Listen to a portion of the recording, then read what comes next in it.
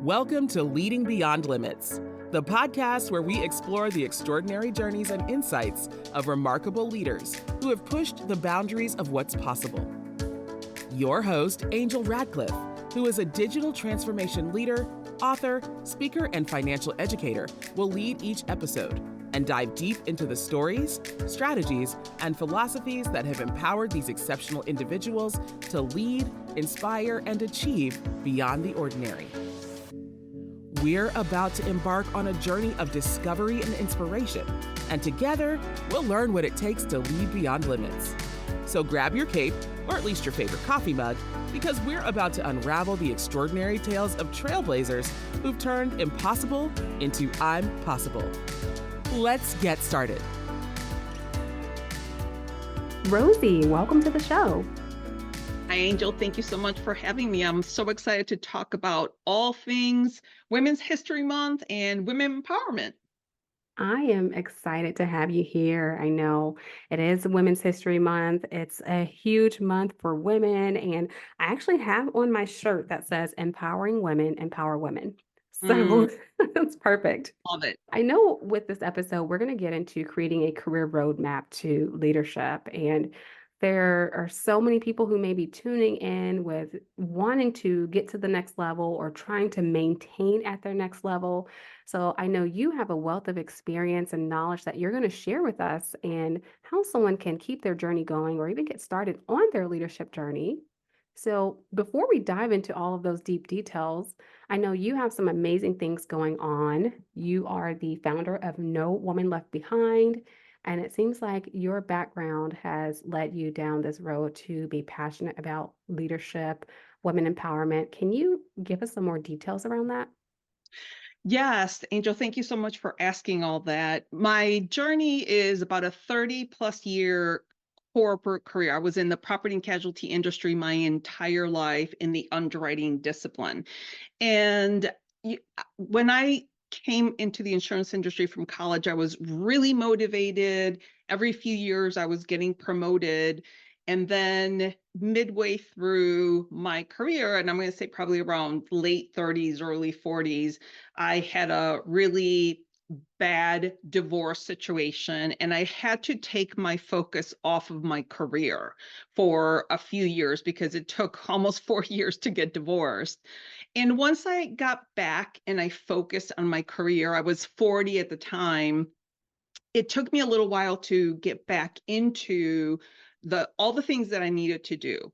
And about a year later, I was finally back to where I wanted a high performer. And I noticed that all these people that were younger than I was at the time were getting promoted and nothing was happening for me. And I started realizing that I wasn't speaking up for myself. And that situation, when I finally went to talk to an executive and I said, I'm really interested in being considered for a management position, they were like, really? And I was like, yes, really. What do you mean? I'm a high performer. I'm doing all these things. I was volunteering, backing up my manager. And they said, you never said anything. And that was like a lightning bolt that struck me because I realized that I was so busy working on the job that I wasn't working my career. I was letting my career go like on autopilot.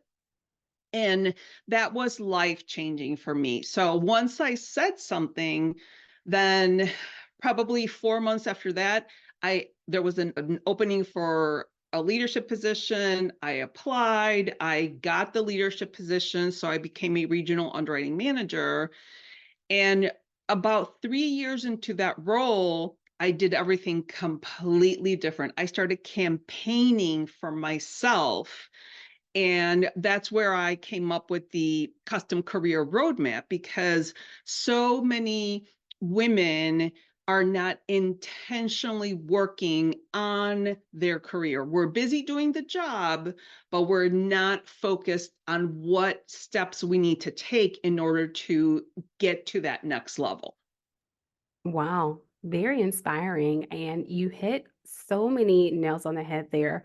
I was listening to what you were saying about you inquiring why you're not being promoted. And the response of you never said anything. And advocating for yourself is so important. And it's one of those things that's not always taught in the corporate environment. It's like sink or swim. And I've been Yeah. down that road before. I remember I was a high performer and realizing, like, all right, I'm doing all of these things. Why am I not being recognized? Why am I not being promoted? I was in that same boat. And it took a very long time for me in my career before I received my first promotion. And I even have one of my friends, she has never been promoted in her 15 years of experience. She's just always stayed in that same role. And we had that conversation. And 15 years into her career, she had not made it to that management level. And we just sat down and we had a conversation from all of the things that I had learned at being at great companies. I worked at toxic companies. And then finally, like the company I'm at now, so amazing. I'm like, this is what we're doing at our company. Maybe you can take some of this and implement it into your own leadership journey. But honing in on women, I think we as women, we take on so many responsibilities. So outside of the workplace, especially if you're married or if you have little ones at home and you wear these multiple hats. And I feel like not to say that men don't have the same responsibilities. There are some men that are single parents or they're also married and do all these other things, but I feel like sometimes men are more hungry. I don't know if it's that men are more hungry, but I did an intro because I have a podcast of my own that's also called No Woman Left Behind, which is the name of my company. But I did interview a woman that did government policy. And one of the things that she was working on was on the pay transparency laws and the pay history ban laws. So she was instrumental in putting forth some of those things. And her perspective is that women start behind the ball from day one. So it's not even that you're not doing enough or you're not motivated enough or you don't even have enough opportunities, as you well know. Number one, being a woman. Number two, being a minority. So I think that's one of the biggest reasons why I'm also very passionate about the conversation, because we start behind the ball already. And I'm sure you've talked about this in your podcast, but when it comes to promotions, for every 100 men that get promoted, only 87 women get promoted. And maybe not necessarily at the same pay, at the same level. And it's just so unfortunate that we still to this day only make 82 cents for every dollar that a white male makes. So again, we're starting behind the eight ball, but I think for the first time in humanity, Angel, there's so many of us, you, myself, and there's so many women that it feels like we're all pushing collectively together towards the same goal, which is empowering women. I love that. And one other thing that I was thinking is how women are held back, outside of being discriminated against because we are women, or maybe because you're a minority woman, but also being a woman and going into a workplace. I feel like there's so much judgment on if you look a certain way. Oh, she's too pretty, or she dresses nice, or she's skinny. And I remember going into a job interview once and I was laid off. I was looking for a job and the recruiter just had the hardest time trying to understand what was taking so long for me to get a job. And she said, let me tell you something. She said, you are very confident, you are dressed nice, you are a very beautiful woman, and you're skinny. And she said that she's found in her research that women are discriminated against for these things. And I was like, it sounded completely insane to me. And as I grew in my career, and I've had those ups and downs in my life and struggles with my weight, and I felt like the times when I was heavier, I felt like there were more people that were supporting me than the times where I was at a lower weight. And I said, is this right? Is her research true? So have you heard anything like that? I definitely haven't heard about being discriminated when you are at a lower weight, but there is always that, oh, she's the pretty one. She gets all the favoritism, or she's the manager's pet. So I have heard something to that effect, but yeah, the world is so judgmental. And as a matter of fact, I was just reading a book that I wanted to make sure to share. But the founder of It Cosmetics. Her name is Jamie Kern Lima. She just released a book last month that's called Worthy. And she talks, and the way she explains this, which is so perfect and so beautiful, is the differentiation between self-worth and self-confidence. And so what Jamie says in her book is that self-worth, think of a house, the foundation of a house. So the cement, in Illinois or in the Midwest, we have basements. So you have the basement made out of cement with all the rebar, and it's all reinforced and it's really thick cement. And that's the foundation, which is your self-worth. And then you put the house on top of the foundation, and you can almost equate the house to self-confidence. Not that she said this, but the way I think of it is, if someone is criticizing you because of your weight or your looks, or even just constructive criticism, it's like someone throwing a rock through the window of your house. Obviously, you know that you have to go to that window, you have to figure out how to fix it, call a repairman, whatever the situation is, but you need to pay attention to that one thing.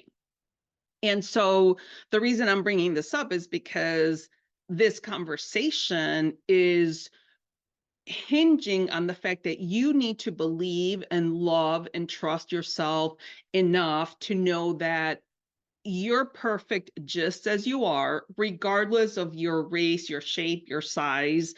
And that's the foundation of the house.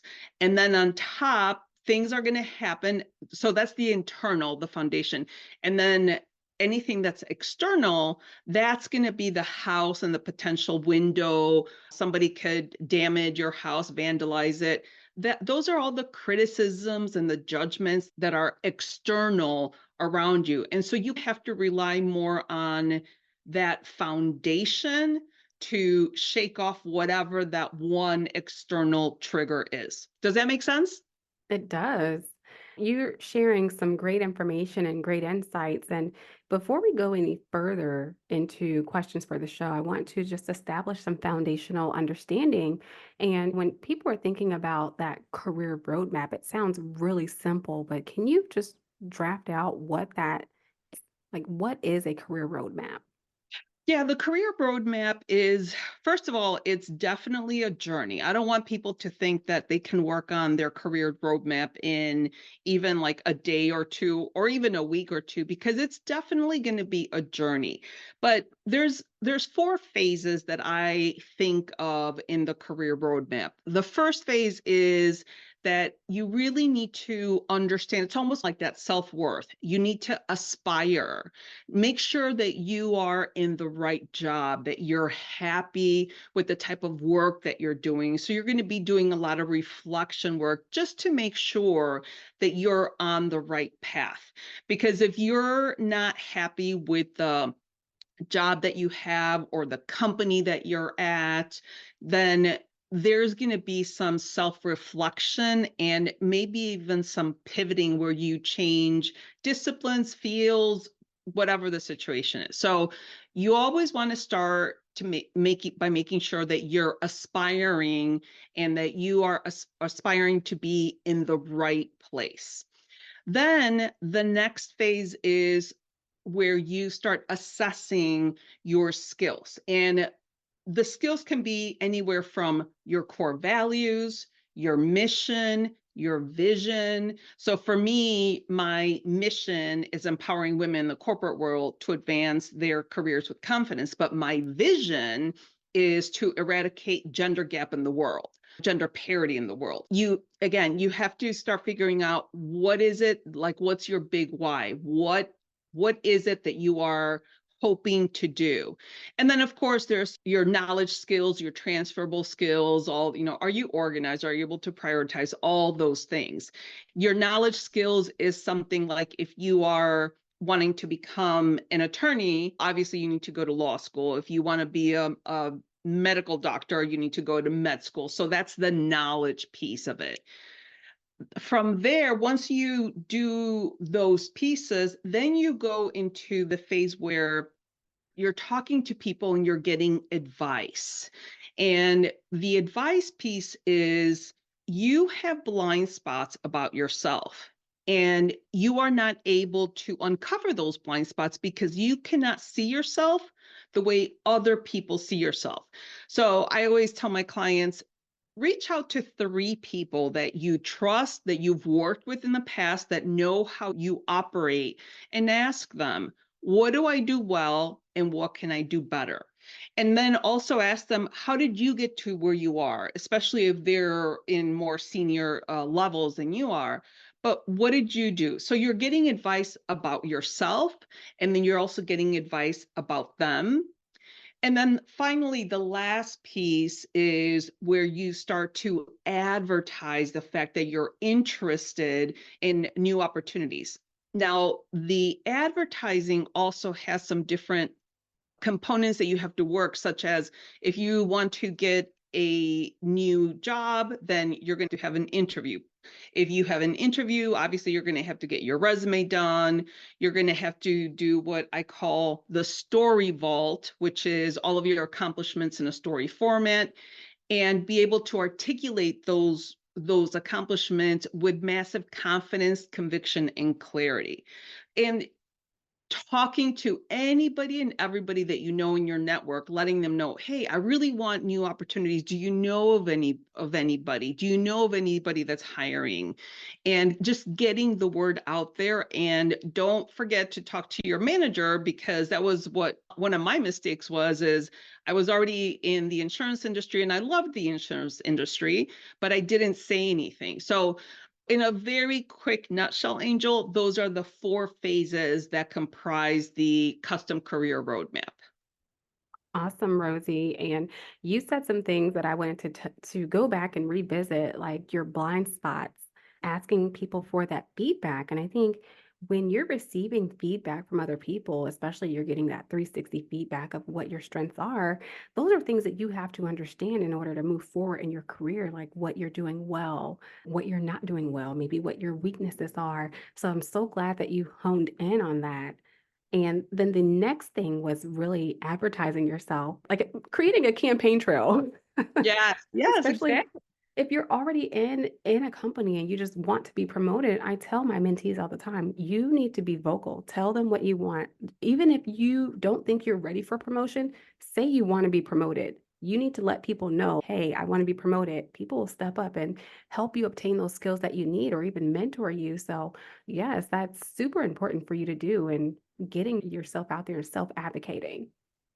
Yes, and you actually said the right word. So I always say, when I was about 3 years into my management position, I always say I started campaigning for me, because literally, Angel, that's how it felt. Because I probably scheduled no less than 10 to 15 different meetings with senior directors, executives, managers.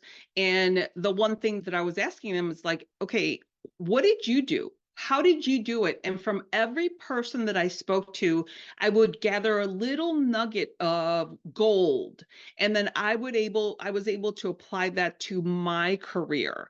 And I think that's one of the biggest reasons why I was successful, because I started campaigning for myself. I started getting the word out there. And I vividly remember talking to a senior executive, and I was like, I know I'm meant to do something bigger. I don't know what it is, but I know it's there. And then eventually a position opened up for an executive vice president for the home office position. And then I became the executive vice president for underwriting, training, and education. So it was a big job. And then I had a lot of people that I helped for underwriting. It was pretty much my job was to give them all the tools that they needed to do their jobs. But it was very rewarding because I did a ton of preparation. And I was just talking to one of my clients yesterday, and I said, the difference when you are successful, when you're promoted, more than likely is going to be the amount of preparation. When you prepare and you know your accomplishments and you are able to articulate them in that story format so well and so confidently, that's going to come across as you being really well prepared. But in order for people to do that, I have them answer 30 to 40 behavioral interview questions. From those, select the top 5 and then turn those into stories. So that's all preparation. That's part of the process, but it works. Rosie, thank you so much for sharing all of that information. And I know when we think about the career roadmap, most times we have one goal in mind, which could be immediate, could be getting promoted. But how do you balance those short-term goals and long-term goals? Is it that you are regenerating this roadmap as your career evolves?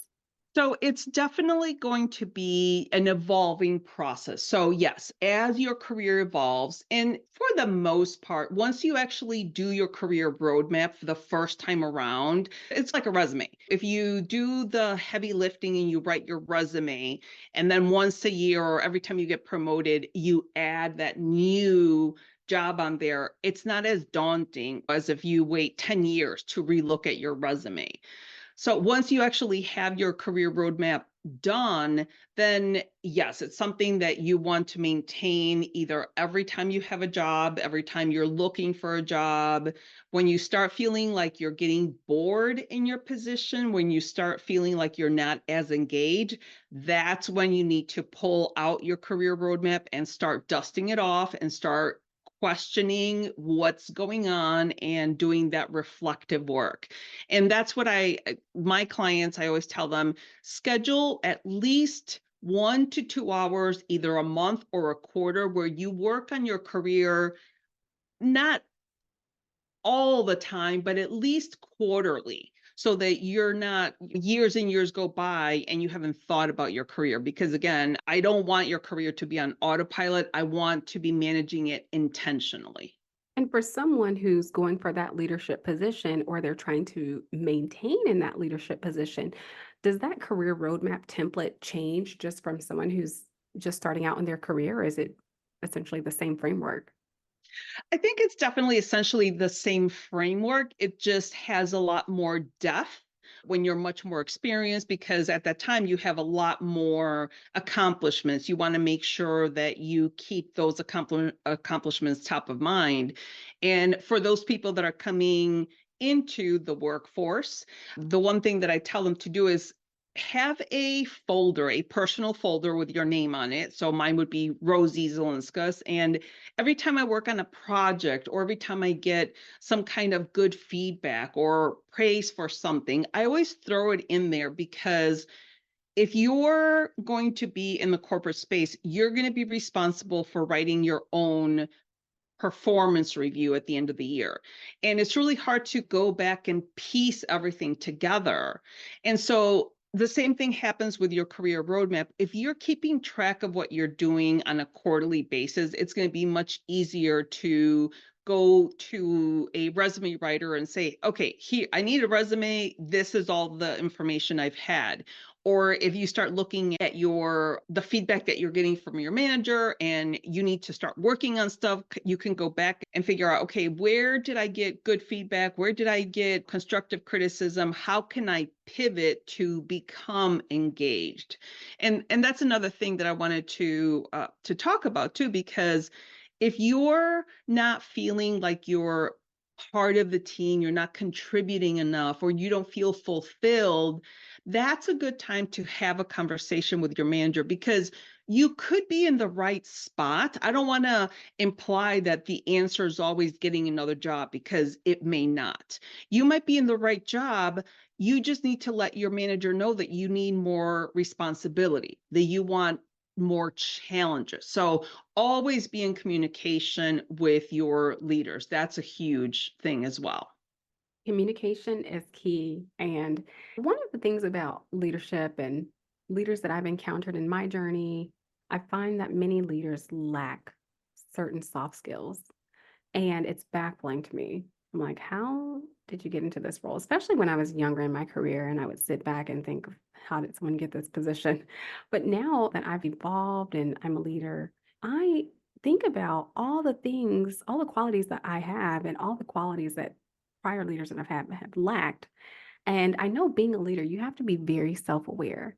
You have Mhm. to have all of these soft skills. And it sounds like if you're going to create this career roadmap, You definitely need to be self aware. You have to understand your strengths, understand your weaknesses. For a leader who does not have that self awareness, what ways would you suggest for them to cultivate that? One of the things that I always think corporations do very poorly is giving additional resources to leaders. And I know you talked about this in one of your episodes before, that companies just plop you into a position. Actually, it was the most recent interview with the engineers. They want an engineer to go from being an engineer to being a manager, and they expect them to be successful. And I chuckled when I heard that because it's absolutely true. Companies want to put these middle managers or leaders into these positions, but you have to develop those soft skills. And if you're not getting that at work, then one of the things that you can do is there's tons of podcasts like yours or mine. There's tons of books like the Carol Dweck book, the mindset book. That's huge because that gives you concrete examples on how to become a leader with a growth mindset versus a fixed mindset. So if there was any one resource that I would say every single leader should read is Mindset by Carol Dweck, because that's a very good start. And then from there, there's courses that you can take online, or there's people like coaches, high performance coaches or life coaches. There's leadership coaches. There's a ton of coaches. And the thing about coaching, Angel, is that when we're kids, there's little league coaches, dance teachers, instructors, you have piano, you have all these teachers and coaches for the extracurricular activities. And then when we get into the workforce, we magically think that we're just going to know what to do.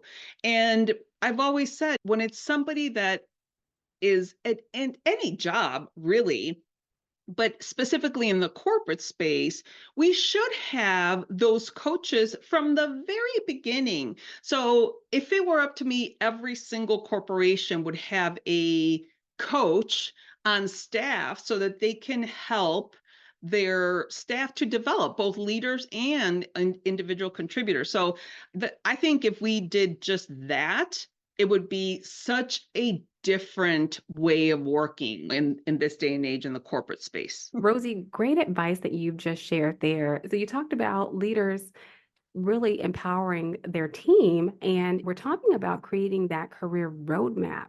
What advice can you give to leaders to support their team members in developing and implementing their career roadmaps? I think the leaders can definitely make their teams aware that there is such a thing as a plan. And it doesn't even necessarily have to be a custom career roadmap. It could be goals. Now, goals are good, but when you are working on a plan, you have to attach your goals with your desires in life. What is it that you're really wanting to do? And then you support those desires and the goals with routines and tasks. So that all goes very much in synergy. But the biggest thing that I think leaders can do is make their teams aware that they are responsible for their careers. The managers are there to assist and support, but it is not the manager's responsibility to work on their team's careers. It's the individual's responsibility to work on their own careers. So that's one thing that I think is pretty critical, because the manager themselves, they not only have to manage the team and develop them with their technical skills or the product knowledge, but they have their own work to do, and then they have to manage their own career. So those are just a few things that I think leaders can do to help their teams with the custom career roadmap. Rosie, great advice. And I know someone may be listening who is wanting to start their own career roadmap. They may be anxious or nervous. So, what's the first step that you would suggest for someone to get started with this? Yeah, the first step really is to make sure that you're in the right job and that you are happy doing that job. And if you're, say, an accountant and you hate the work and you dread it and you just can't stand your entire day, then more than likely you're not in the right job or you don't like the corporation or your boss. So doing some reflection work on just if you can get clear on if you're in the right industry and then in the right company, then those are going to be some steps that you can start exploring right away. Thank you so much, Rosie. I know that you, again, you have your own business, you're doing a lot of things. So, what can you offer our audience to help them with their career roadmap? There's a couple of things. One thing that I would like to offer is a complementary strategy because we will go through either 60 minutes or 90 minutes, and I will provide resources. So by the end of the call, the person will walk away with actionable things that they can do to start working on their career roadmap. But the other thing that I just launched on International Women's Day is a membership. It's called Unlock the Leader Within Membership. And this is going to be a very inexpensive membership, but the investment is well worth it because, for example, this month, we are working on how to build that career confidence. Because I don't know if you know this, Angel, but girls' confidence peaks at the age of 9 years old. And confidence is one of those things that we absolutely have to work together to build. So a lot of it is awareness, and I have a daily challenge that we work on to build that confidence muscle in your career. That is great. And your website is nowomanleftbehind.com. But for this particular membership, we will put the link in the show notes so everyone can check that out. And Rosie, I want to just extend my sincerest gratitude for you joining us on the show. It sounds like you're truly dedicated to empowering women in their careers and helping to close the gender gap. So very inspiring. I Thank you so appreciate. much, Angel. This was a wonderful conversation. And one last question that I have for you is in your journey as a leader and mentor, what is one piece of advice or memorable lesson that you can share with our listeners? I would say the biggest thing that I want to encourage women to do is if they're interested in a job, to just go ahead and apply for it, because there's that statistic from years ago that Hewlett Packard did, and they realized that their staff, their women or their female staff, they would wait to have 100% of the skills on a job to apply, whereas men were applying 50 or 60% of the skills. I would say don't discount yourself and just take action. Let someone else make the decision for you. Don't discount yourself from the very beginning. Thank you for tuning into another inspiring episode of Leading Beyond Limits. If you enjoyed today's conversation and want to hear more from our incredible guests, don't forget to subscribe, rate, and review us on your favorite podcast platform.